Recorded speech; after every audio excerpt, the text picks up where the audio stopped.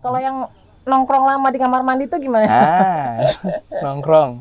Nongkrong lama di Tapi kamar. kenapa kok bisa membesar, Dok, timbul benjolan? Ya karena mungkin si pembuluh darahnya membesar biasanya diakibatkan oleh, ya banyak orang taunya wasir itu akibat salah makan.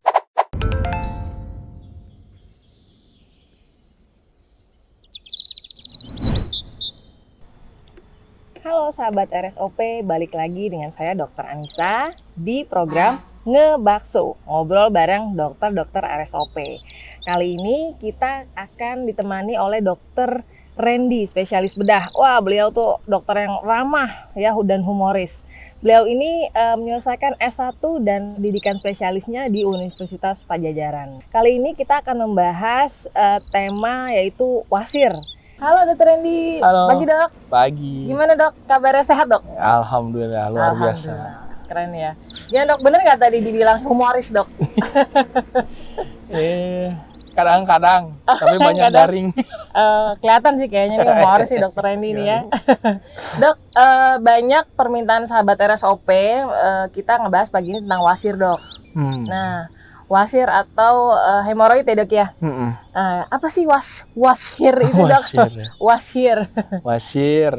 Wasir itu mungkin di kalangan masyarakat taunya wasir atau ambeien gitu. Ambeien. Nah, kalau di kedokteran itu hemoroid. Sebenarnya itu adalah proses suatu adanya benjolan di anus diakibatkan karena ada peregangan dari si plexus hemoroid itu sendiri. Jadi plexus hemoroid itu apa? Itu adalah kumpulan pembuluh darah yang berfungsi untuk menutup sempurna si lubang anus supaya tidak ada celah kebocoran gas sama dan sisa cairan dari anus keluar secara tiba-tiba seperti itu. Jadi sebenarnya hemoroid itu merupakan kumpulan dari pembuluh darah yang fungsinya seperti itu. Tapi kenapa kok bisa membesar dok, timbul benjolan? Ya karena mungkin si pembuluh darahnya membesar biasanya diakibatkan oleh ejanan paling tinggi gitu. Jadi banyak orang taunya wasir itu akibat salah makan atau banyak terlalu makan pedas gitu. Ya bisa, cuman etiologi utamanya sih karena ejanan.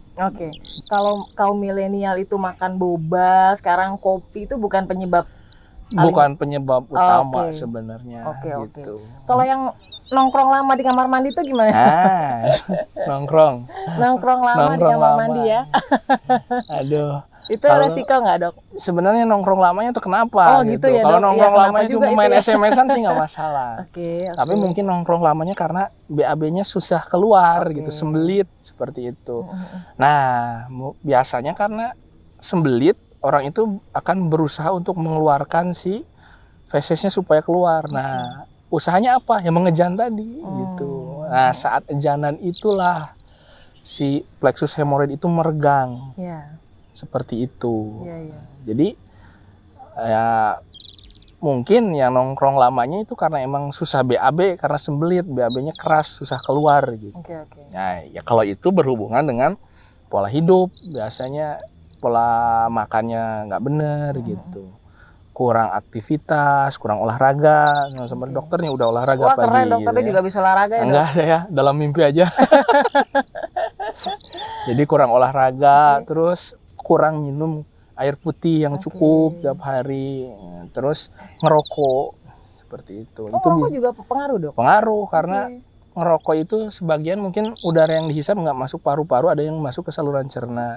Yang masuk saluran cerna itu bisa bikin si usus itu ngerasa kekeringan dan akan berusaha menyerap air banyak dari si feses. Jadi si fesesnya otomatis kalau diserap airnya banyak jadi kering. Jadi makin pepel gitu, makin keras konsistensinya, akhirnya akan susah kalau dikeluarkan ya, itu bikin sembelit seperti itu. Makanya tadi yang konsumsi air putih juga itu buat mencegah itu gitu, supaya si ususnya emang benar-benar tidak kekurangan cairan seperti itu. Nah, sahabat RSOP, selain ngerokok bisa menyebabkan saluran pernapasan atas, kanker dan segala macam, ternyata juga ke wasir ya dok ya? Bisa. Dihantui sama wasir nih. Bisa. Hati-hati loh. Oke, dok, Tapi terus utamanya tetap mengejan. mengejan. Jadi tapi ya. tadi itu. Terus bisa juga ngejanan tuh karena apa aja? Wanita melahirkan. Oke, itu paling sering tuh dok ya. Iya, bisa wasir Itu sering. nggak bisa gitu. dihindari dok kalau ibu hamil ya dok. Mungkin adanan yang efektif saat melahirkan itu bisa dilakukan dan dipandu sama dokter ahlinya, misalnya dokter kandungan seperti itu ya. Kemudian orang yang pekerja keras seperti kuli panggul, karena ngejan kan ngangkat berat gitu, ngambil beban berat. Terus tinju, tarung, nahan pukulan di perut kan ngejan gitu. Itu wasir, sering juga wasir seperti itu. Tapi untuk trik khusus ibu hamil gitu dok, sering banget kan tuh dok? Kalau saya sih nggak tahu kalau trik khusus janan yang efektif gitu. Bukan untuk menghindarinya gitu, pencegahannya. Ya, kalau itu kan bisa, kalau wasir itu istilahnya tidak melulu harus operasi ya. Itu masih bisa disembuhkan dengan gaya hidup dan sedikit mungkin ada obat-obatan, dibantu dengan obat-obatan. Iya. Sebenarnya si plexus pembuluh darah yang tadi melebar itu bisa kembali lagi bagus, kembali elastis. Itu biasanya dengan mengkonsumsi makanan yang mengandung fenotonik gitu. Contohnya dok? Biasanya yang mengandung flavonoid. Biasanya banyak sih di jeruk kayak gitu ya. Kemudian sayur-sayuran kayak gitu. Makanya kalau nggak suka sayur gimana dok? Nah itu dia susah. Makanya kadang-kadang orang yang nggak suka sayur pasti hemoroid. Karena berhubungan pasti orang itu sering sembelit. Nah, hati-hati sahabat RSOP. Nah, terus dok, kapan sih kita mesti aware, kita mesti ke dokter nih, ke dokter bedah untuk masalah wasir ini dok? Ya, satu saat si benjolannya itu disertai dengan darah. Ya. Jadi kadang-kadang setiap BAB berdarah, setiap BAB berdarah. Ya itu karena emang mungkin sudah terlalu nonjolnya besar, akibatnya si feses yang keluar itu membuat perlukaan di plexus hemoroid itu sehingga bisa mengeluarkan darah. Kemudian saat nyeri hebat, nyeri hebat, kita datang ke dokter. Kita lihat, kita dilihat apakah hemoroidnya ini memerlukan tindakan operasi atau masih bisa medikamentosa, pengobatan gitu. Seperti itu. Kalau nyeri biasanya diakibatkan sudah adanya bekuan darah di tempat regangan tersebut. Jadi menyebabkan, udah berat banget gitu ya dok ya? Ya biasanya ada trombus disebut di kedokteran tuh. Jadi si bekuan darah itu menghambat masuknya aliran darah balik, akibatnya bikin meregang hebat dan nyeri seperti itu. Itu. Dan kalau udah ada trombus, biasanya suka ada sumbatan kan, bikin iskemi. Iskemi itu jaringan sekitarnya tidak teraliri darah yang karena ada sumbatan itu bisa nyeri, bisa sampai gangren bahkan. Jadi gangren itu busuk gitu si plexus hemoroidnya. Kalau udah seperti itu sih berat ternyata itu. Ya berat gitu. Nah, tadi kalau dengan perdarahan kita bisa bedain nggak sih dok dengan yang wasir dengan penyebab yang lain gitu? Bisa sih. Kalau misalkan ada juga perdarahan saluran cerna itu bisa diakibatkan satu kanker usus misalkan, bisa juga karena kanker rektum misalnya. Biasanya juga sama, kanker rektum itu biasa juga kadang-kadang disertai dengan ada yang BAB-nya kecil-kecil seperti kotoran kambing, kemudian bisa disertai juga adanya darah juga. Cuman itu kita periksa, biasanya kalau misalkan kita lakukan pemeriksaan colok dubur, kalau misalkan itu teraba ada massa di dalam gitu. Sedangkan kalau wasir sih lebih dekat ke anus gitu, dan biasanya konsistensinya tidak terlalu keras kalau wasir. Kalau misalkan kanker itu keras konsistensinya. Jadi kalau diperiksa, dipegang itu keras kalau si kanker, tapi kalau si wasir sih enggak gitu.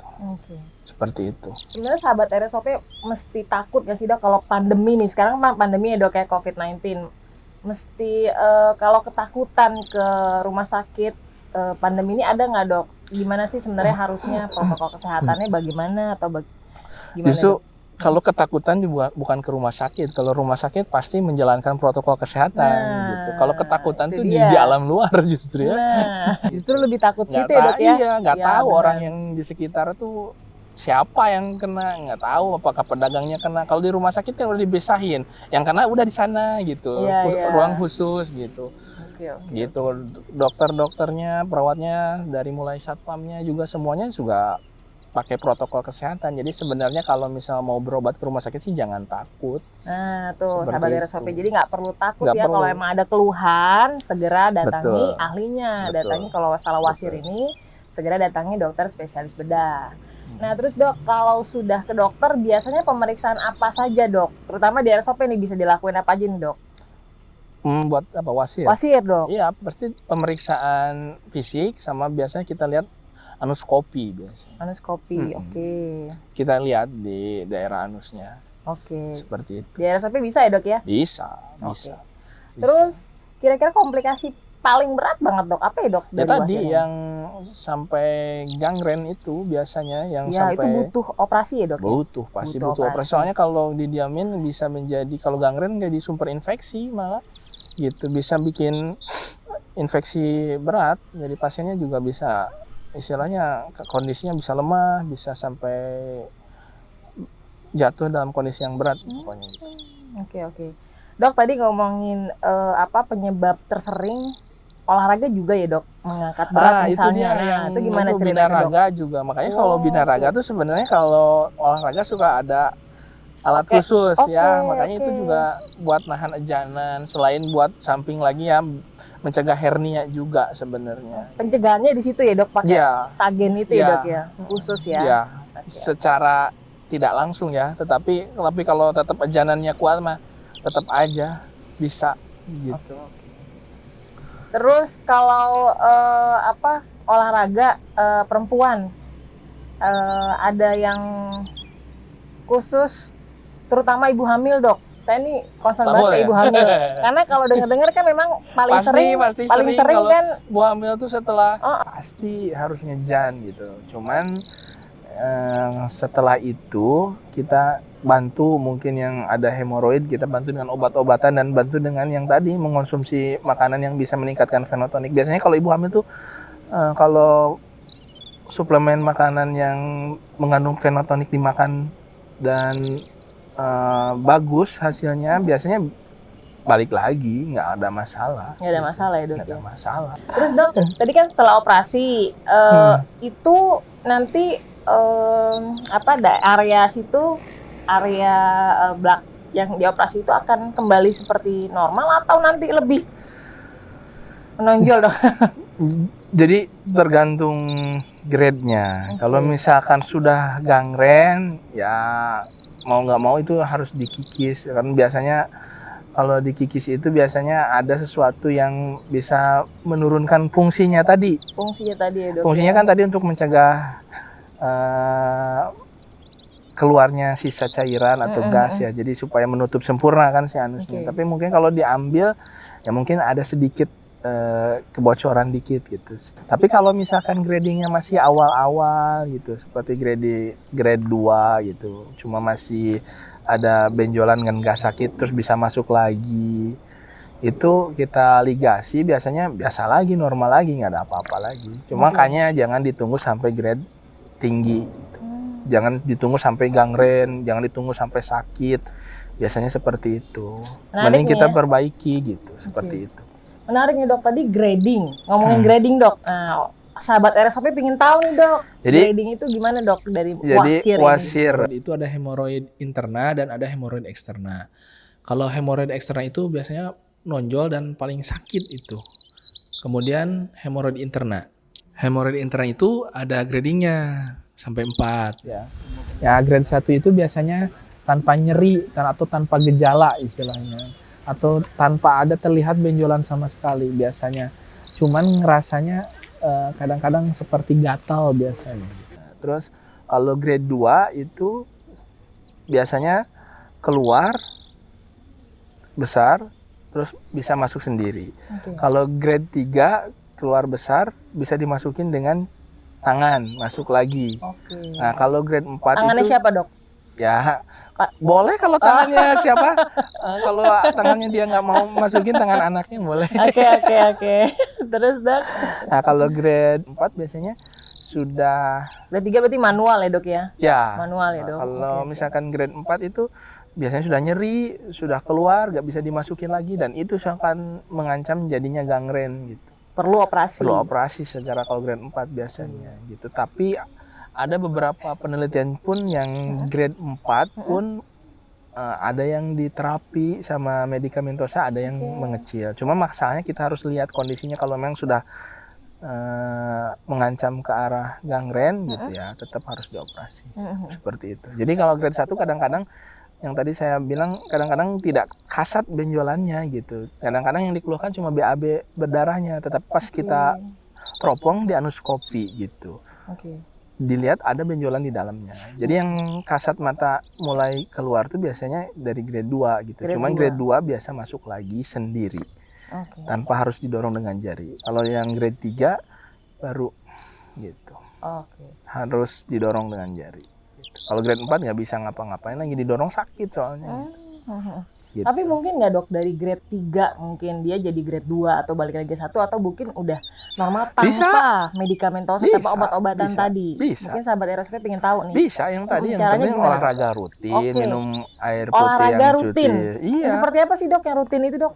Ya rutin kalau misalkan nggak angin-anginan. Apa tuh dok? Ya nggak angin-anginan lari-lari buka baju bukan.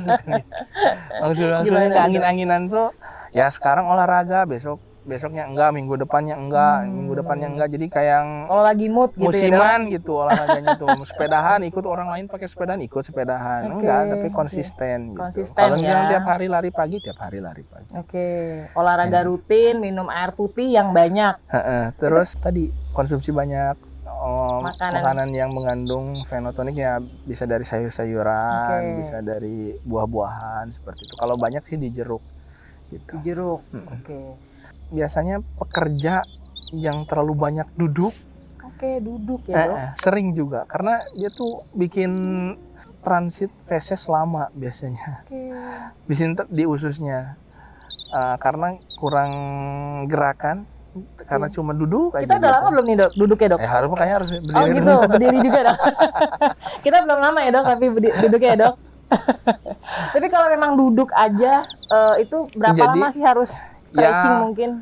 Ya kan biasanya minimalnya 3 jam sekali kita jalan gitu. Setelah itu kerja lagi, minum dulu, kerja lagi. Jadi supaya kenapa ya banyak kalau kita duduk itu banyak fesesnya tuh transit lama di usus, jadi di suatu tempat gitu. Akibatnya ya tadi kalau usus, terutama usus besar itu kan penyerapannya air. Kalau transit lama di usus besar, nyerap airnya banyak. Akhirnya fesesnya jadi pepal gitu, jadi keras gitu. Akhirnya bisa jadi sembelit ya dok ya. Sembelit. Jadi kalau sembelit ya ntar nongkrong lama lagi di WC gitu. Jadi bisa banget ya dok gradingnya, dari grading yang 3 tadi bisa turun bahkan bisa sembuh tanpa medikamentosa atau obat-obatan. Tanpa operasi. Kalau itu dengan obat-obatan. Oh itu obat-obatan juga. Iya. Tadi yang olahraga tadi dok, bukannya bisa tadi ya? Yang mana? Dengan olahraga. Iya dengan olahraga. Tapi tetap obat-obatan. Ya ada dibantu sedikit. Dibantu. Walaupun grading 1 dok. Kalau grading 1 sih bisa ya dok? Bisa tanpa obat-obatan, kecuali misalkan grading 1 tapi ada perdarahan. Gitu. Makanya dilihat dulu gitu. Kalau misalkan ada perdarahan ya kita bantu juga, ada sedikit mungkin ngasih obat-obatan untuk perdarahannya gitu, untuk menghentikan perdarahannya. Seperti itu. Wah, ini menambah wawasan sekali nih sahabat RSOP ya. Menarik tentang si washir ini. Jadi jangan takut, yang penting kalau memang ada keluhan yang mengarah ke washir atau ke ambeien ini, misalnya ada perdarahan tadi ya dok ya, terus nyeri ya, jangan takut untuk berobat atau berkonsultasi dengan dokter Randy ya dok ya. Terus bisa dicegah juga dengan olahraga ya, makan makanan yang mengandung fetonin tadi dok ya. Fenatonin ya dok tadi, seperti jeruk, terus serat-serat mungkin ya dok. Terus hati-hati juga nih buat yang tadi merokok ya dok. Ternyata merokok bukan hanya masalah Wah, merokok mah bukan masalahnya, bukan hanya di wasir, Banyak ya, Dok? banyak sebenarnya juga. Ternyata jauh loh Dok, itu nggak ada kepikiran loh sahabat RSOP Ya. nyampe ke bawah itu gitu. Ya coba aja kalau misalkan ini dihisap emang semuanya masuk paru-paru, enggak kan? Oke. Gitu. Iya sih. Ada Iya. sebagian mungkin masuk saluran cerna ke bawah. Oke. Oke, kalau gitu, wah Dok, menarik sekali, kita nambah wawasan. Terima kasih Dokter Randy. Mungkin next nanti kita bisa ngobrolin yang lain supaya sahabat RSOP punya dapat wawasan yang Siap. baru lagi. Siap. Oke, cukup sekian episode Ngebakso ngobrol bareng dokter-dokter RSOP kali ini. RSOP profesional dan menyenangkan.